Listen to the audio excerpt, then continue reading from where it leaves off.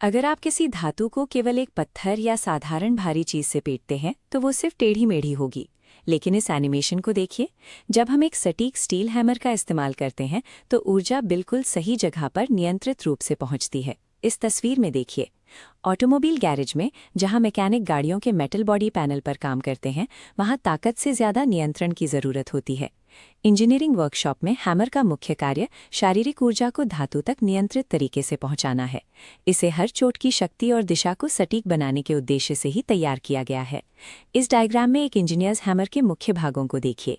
ये मुख्य रूप से दो हिस्सों में बटा है, ऊपर का हेड और नीचे का हैंडल। हेड के अंदर कई अहम हिस्से होते हैं: फेस, पिन, चीक, आई होल और फच्चर यानी वेज। आगे का हिस्सा फेस कहलाता है। इसे हल्का सा गोलाई में बनाया जाता है ताकि चोट मारते समय इसके किनारे धातु में ना धंसे। इसके विपरीत सिरे पर पिन होता है, जिसका आकार तय करता है कि इसका उपयोग किस कार्य के लिए होगा। फेस और पिन के बीच का मध्य भाग चीक कहलाता है। निर्माण के दौरान इस हिस्से को जानबूझकर थोड़ा नरम रखा जाता है। अगर ये भी फेस जितना कठोर होगा तो भारी झटके लगने पर हैमर के बीच से दरकने का खतरा बढ़ जाएगा। हेड के केंद्र में बने आई होल में लकड़ी का हैंडल फिट होता है। इस क्रॉस सेक्शन में देखिए, हैंडल को सुरक्षित रखने के लिए ऊपर से एक वेज ठोका गया है। ये वेज लकड़ी को फैला देता है, जिससे काम करते समय हेड बाहर नहीं आता। इसी बनावट के आधार पर सही टूल चुना जाता है। जरूरत के अनुसार इनका वजन 125 ग्राम से लेकर 1.5 किलोग्राम तक होता है। पिन के आकार टूल का काम तय करते हैं।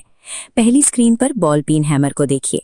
जब इसका गोल हिस्सा रिवेट पर चोट करता है तो ये धातु को सभी दिशाओं में 360 डिग्री पर एक समान रूप से फैलाता है। दूसरे हिस्से में क्रॉस पिन हैमर है। इसकी सबसे बड़ी पहचान यह है कि इसका पिन हैंडल की दिशा से 90 डिग्री के कोण पर होता है। ये धातु को केवल एक ही दिशा में क्षैतिज रूप से फैलाता है। तीसरी स्क्रीन में स्ट्रेट पिन हैमर है। इसका पिन हैंडल के समानांतर यानी सीध में होता है। ये धातु को साइड की तरफ फैलाता है और इसे संकरी या लंबवत जगहों के अंदर काम करने के लिए डिजाइन किया गया है।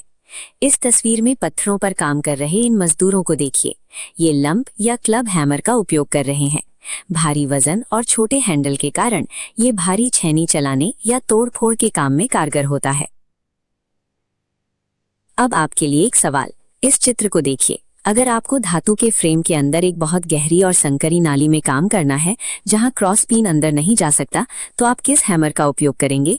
सही जवाब है स्ट्रेट पिन हैमर। पिन की दिशा ही ये निर्धारित करती है कि धातु किस तरफ बहेगी। इस एनिमेशन में पतली शीट मेटल पर पड़ने वाले प्रभाव को देखिए।